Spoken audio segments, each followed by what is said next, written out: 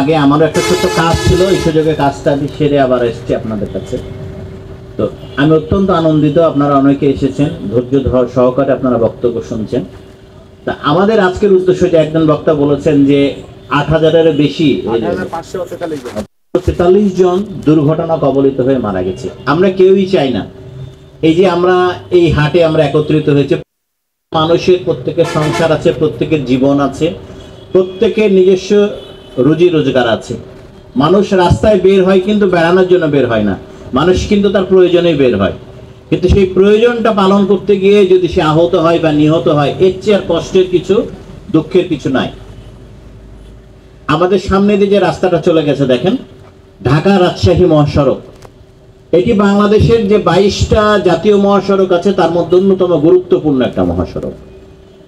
এই মহাসড়ক দিয়ে যানবাহন চলবে, এটাই স্বাভাবিক। এখন ওই যে মাঝে মাঝে অনেক উদাহরণ যদি টানতে হয়, ছোট্ট একটা বাচ্চা আপেল খাচ্ছে, তো খাওয়া অবস্থায় তার মা বললো যে তুই যেভাবে খাচ্ছিস যদি ভিতরে পোকা থাকে, তো বাচ্চাটা বলছে যে আমার খাওয়া দেখে পোকায় সাবধান হয়ে যাবে।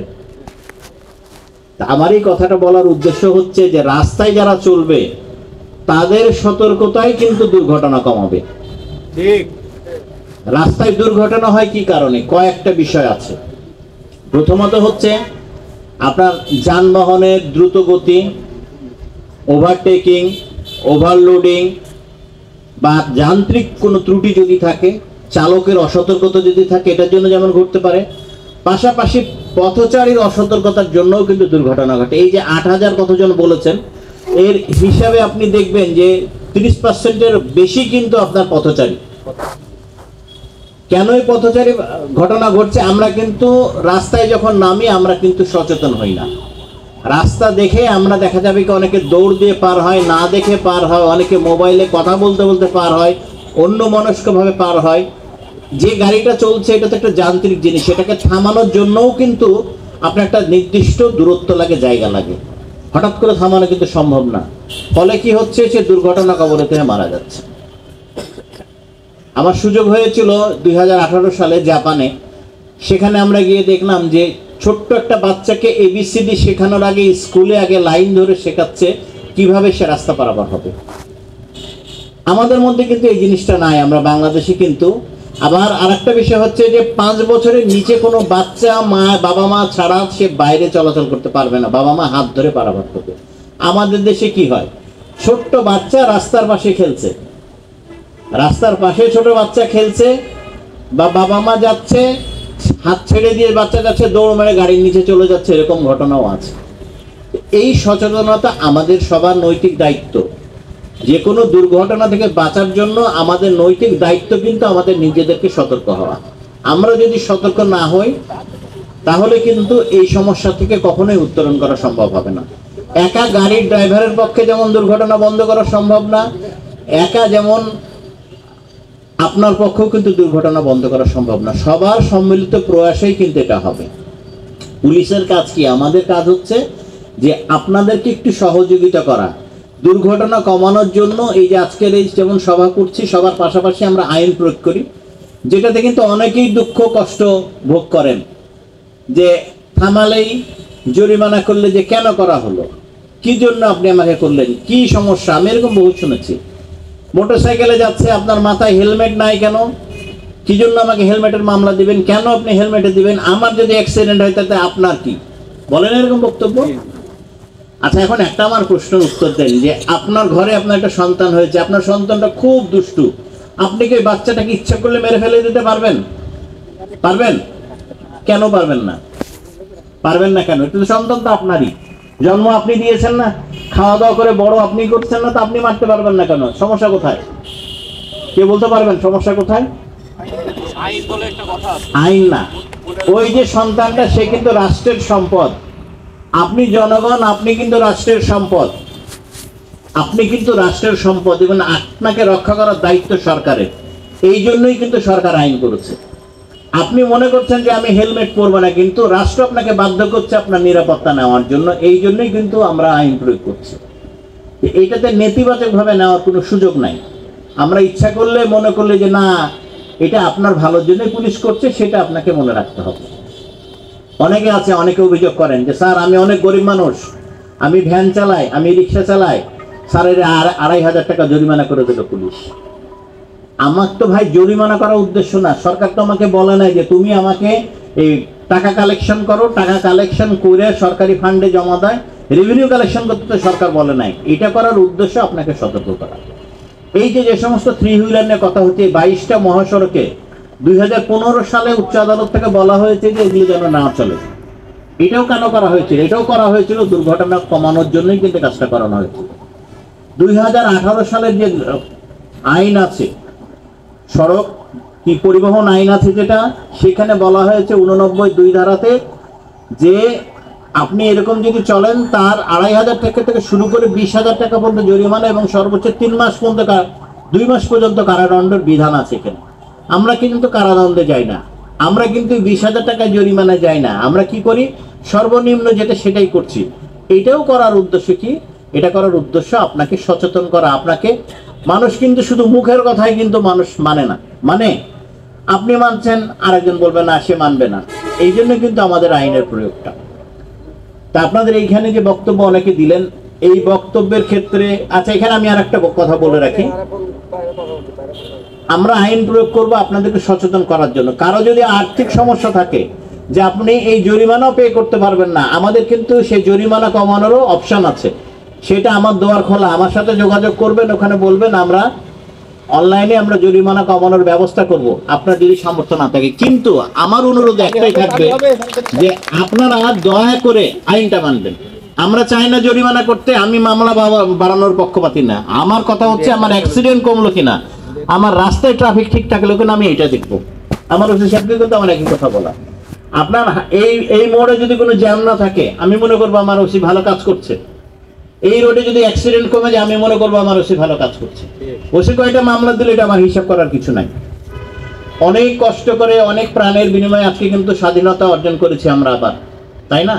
এখন যদি কতিপয় লোক তারা যদি গায়ের জোরে আইন ভঙ্গ করে অন্যের অধিকার হরণ করে না, রাস্তায় আমি যদি জ্যাম বাঁধিয়ে রেখে আমি আরেকজনের অধিকার হরণ করছি না। মনে করেন যে রাজশাহী থেকে একটা হার্টের রোগী অ্যাম্বুলেন্সে করে ঢাকায় যাবে, আপনি এখানে জ্যাম বাঁধিয়ে রাখেন, রোগীটা যদি গাড়ির মধ্যে মারা যায়, দায়ী কে? দায়ীটা আপনি দায়ী। আপনি দায়ী না? আপনি হয়তো ধরা পড়ছেন না, কিন্তু উপরওয়ালা তো আপনাকে মাফ করবে না। তো এই জন্য সড়ক আমাদেরকে সবসময় নিরাপদ করে রাখতে হবে, সড়ক সবসময় সচল করে রাখতে হবে। এখানে অনেকগুলো প্রস্তাব আসছেন, বাইপাস সড়কের একটা কথা একজন বলেছেন, আমি অত্যন্ত স্বাগত জানাই, এটা সুন্দর একটা বক্তব্য। তবে টোকিও, জাপানের টোকিও শহরে কিন্তু 2 কোটির বেশি লোক বসবাস করে, কিন্তু রাস্তায় আপনি যখন যাবেন আপনি কিন্তু দেখবেন যে রাস্তায় কিন্তু লোক নাই। তো তাদের সাথে আলাপ করতে করতে কথা হয়েছিল যে আচ্ছা এখানে তোমরা রাস্তার কিছু কিছু জায়গা আছে এখানে বহু লোক একসাথে পারাপার হয়, তা আমরা বললাম যে তোমরা এখানে ওভারব্রিজ করে দাও না কেন? তো আমাদের দেশের মতো মানুষ কিন্তু পৃথিবীর সব জায়গায় একই রকম, বলে ওভারব্রিজ করে দিবা, লোক তো ওভারব্রিজে উঠে না। এই কারণের জন্য আমরা রাস্তা পারাপার হয়। আমি বললাম আচ্ছা ঠিক আছে, রাস্তা চওড়া করো না কেন? টোকিওর মধ্যে একটা গুরুত্বপূর্ণ একটা আবাসিক এলাকা, সেখানে মাত্র 8 ফিট চওড়া রাস্তা। তোরা বললো না, ওইটাতে আমার সফলতা নাই, আমার সফলতা হচ্ছে যে এক্সিস্টিং এর উপরে আমি কিভাবে নিয়ন্ত্রণ করতে পারছি। তো যতদিন বাইপাস না হয় আমাদেরকে দেখতে হবে আমাদের যেটা সচল রাস্তা আছে এটাকে আমরা কিভাবে সচল রাখতে পারি, সেটাই আমার মনে আরো গুরুত্বপূর্ণ বিষয় হবে আমাদের জন্য। রাস্তা পার্কিং এর বিষয়ে অনেক প্রস্তাবনা দিয়েছেন, যারা বলেছেন পুলিশ দেওয়ার কথা, হ্যাঁ আমাদের পক্ষ থেকে আমরা ঘোষণা করে দিচ্ছি 3 জন করে পুলিশ আমরা দেবো এখানে। আচ্ছা, আর আপনাদের পক্ষ থেকে যদি কিছু ভলেন্টিয়ার দেওয়া হয়, কিছু ভলেন্টিয়ার যদি দেওয়া হয় আপনাদের পক্ষ থেকে, তাহলে এটা সুবিধা হবে। পাশাপাশি আমি অনুরোধ করব হাট কমিটিকে যে আপনাদের এইখানে যদি কোনো ফাঁকা জায়গা থাকে, আমরা পার্কিং এর জায়গা আলাদা ফিক্সড করে দিতে পারি কিনা, যে ট্রাকগুলো এই জায়গাগুলোতে দাঁড়ায় থাকবে, হাটের ট্রাকগুলো, ভ্যানগুলো এই জায়গাতে দাঁড়ায় থাকবে, অন্যান্য নসিমনগুলো এই জায়গাতে দাঁড়ায় থাকবে। এরকম ফাঁকা জায়গা ফিক্সড করে করে আমরা গাড়িগুলো পাঠিয়ে দিতে পারি। এটা ম্যানেজমেন্টটা করলে আমার মনে হয় এই জ্যামটা হবে না। আর এখানে অনেকে একটা কথা বলেছেন যে এখানকার নাম পরিবর্তনের, এটা আপনি না আমি নিজেও আশ্চর্য হয়ে গেলাম যখন আমার পোস্টিং হলো। পবা হচ্ছে ওইদিকে শাহ মকদম থানার ওইখানে, ওইটা হচ্ছে পবা, আর নাম দিলে এটা পবা, ঠিক আছে। মিলে না তো, মিলে কি? এইটা তো মিলে না। আমিও এটা আসলে পক্ষে আপনাদের সাথে আমিও একমত, যেখানে শিবপুর বা নাম পরিবর্তন করা। তবে একটা জিনিস কি, সরকারের খাতায় একবার নাম উঠে গেলে এটার সাথে অনেকগুলো বিষয়, মন্ত্রণালয় পর্যন্ত অনেক কিছু জড়িত আছে। এটা একটা লং প্রসেসের বিষয়। আমাদের ঊর্ধ্বতন কর্তৃপক্ষ, আপনারা যে বলেছিলেন ডিআইজি স্যারের কাছে, স্যার এটা নিয়ে আমরা কাজ করছি, আর যদি সম্ভব হয় অবশ্যই আমরা নামটা পরিবর্তন করব ইনশাআল্লাহ। ধন্যবাদ। এই বিষয়ে। আর আপনাদেরকে আবারও আমি অনুরোধ করব যে আপনারা অনেক কষ্ট করছেন, বিশেষ করে গ্রাম থেকে যারা আসেন। আমি যে বিষয়টা আমার কানে বেশি আসে, এই যে ভ্যানগুলো আপনাদেরকে কিন্তু সতর্ক হতে হবে, আপনাদেরকে সতর্ক হতে হবে, এবং আপনাদেরকে কিন্তু রোডে জ্যাম করা যাবে না। আপনি নিজের স্বাধীনতা ভোগ করতে যে অপরের স্বাধীনতা হরণ করতে পারেন না। একটা লোকের ভুলের জন্য অনেক সময় দেখবেন যে একটা গাড়ি বাঁকা হয়ে আছে, পিছনে দেখবেন 1 কিলোমিটার অনেক বড় লেন হয়ে গেছে। এইটা করা যাবে না। ওই একজন দুজনের জন্য বাকি লোক ভোগবে তা কিন্তু হবে না। আমরা কিন্তু এটা ছাড় দিব না। আমরা চাই সাধারণ জনগণের সুযোগ সুবিধা নিশ্চিত করতে, এবং এই জন্য আমরা আইন প্রয়োগে প্রয়োজনে কঠোর হব। আপনারা কি একমত আছেন আমাদের সাথে? আমি বলে যাচ্ছি ওসি সাহেবকে যে এরকম যারা এটা শুনবে না, যারা এটা মানবে না, অবশ্যই তাদের বিরুদ্ধে আমরা আইন প্রয়োগ করব। এটা আপনারা নিশ্চিত থাকেন, এখানে কোনো ছাড় দেওয়া হবে না। কি আপনারা একমত তো? আচ্ছা, ঠিক আছে।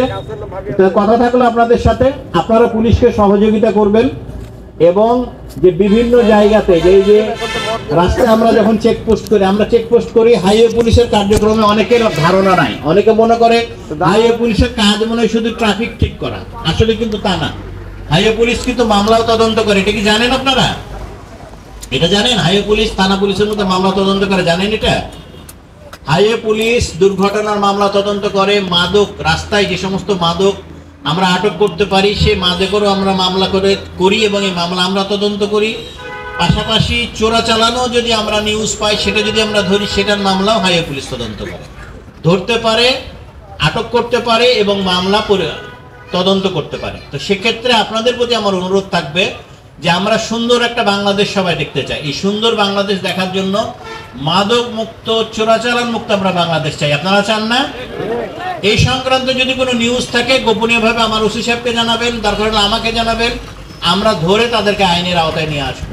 আমরা মাদক মুক্ত সুন্দর বাংলাদেশ দেখতে চাই। আর এই যে এই বাজারটা, এটা মনে হয় আমাদের এই রাজশাহীর মধ্যে আমের বাজারটা মনে হয় সবচেয়ে বড়, তাই না? সবচেয়ে বড় আমের বাজার, অনেক বড় বাজার, গুড়ের বাজারও বড়। তো সুতরাং আমরা যদি বিশৃঙ্খল হই, রাস্তা যদি এখান থেকে সরে যায়, কষ্ট কিন্তু আপনাদেরই হবে, কষ্ট কিন্তু অন্য কারো হবে না। কিন্তু সরকার বললে দাবি হবে, কিছুদিন পরে দেখা যাবে বাইপাস দূর দিয়ে একটা রাস্তা হয়েছে, তখন আপনাকে এই রাস্তা থেকে ঘুরে কিন্তু ওই দিক দিয়ে তখন যাইতে হবে। তখন যে কারণের জন্য এই হাটটার, এই পরিবেশটার রক্ষণাবেক্ষণের দায়িত্ব কিন্তু আমাদের সবার। সুতরাং সবার সার্বিক সহযোগিতা যদি থাকে, তাহলে এই হাটটা আরো উত্তর উন্নতি করবে, আরো ভালো হবে। আমরা ভবিষ্যতে আরো মনে করেন 10 বছর পর, 20 বছর পর থেকে এই হাট এরকম হবে না। আগে যেটা এরকম ছিল, আগে আমি তো ছোটবেলায় আসছি এখানে, আমরা গরুর হাটে এখানে আসছি না, আমরা গরু কিনতে, ছাগল কিনতে এই সমস্ত হাটে এসেছি তো। বা আমি যখন ছোট তখনও আমি আসছি আমার আত্মীয় স্বজনের সাথে, তখন তো এরকম ছিল না। এখন অনেক উন্নতি হয়েছে না? অনেক অল্প জায়গা ছিল, এখন অনেক বড় জায়গা। আমরা চাই এটা আরো বড় হোক, আরো প্রসারিত হোক, কিন্তু শৃঙ্খলার মধ্যে থেকে হোক। এবং এই শৃঙ্খলা কখন হবে? এই শৃঙ্খলা যখন আপনারা সবাই মিলে, আমরা সবাই মিলে আইনটা ঠিকভাবে মানবো, তখনই কিন্তু শৃঙ্খলার মাধ্যমে হবে। পুলিশ শুধু আপনাদেরকে সহযোগিতা করবে, আর আপনারা সার্বিক সহযোগিতার মাধ্যমে পুলিশের হাতকে শক্তিশালী করবেন, এই আশাবাদ ব্যক্ত করছি। সবাইকে আমার পক্ষ থেকে আন্তরিক ধন্যবাদ জানিয়ে শেষ করছি। আসসালামু আলাইকুম।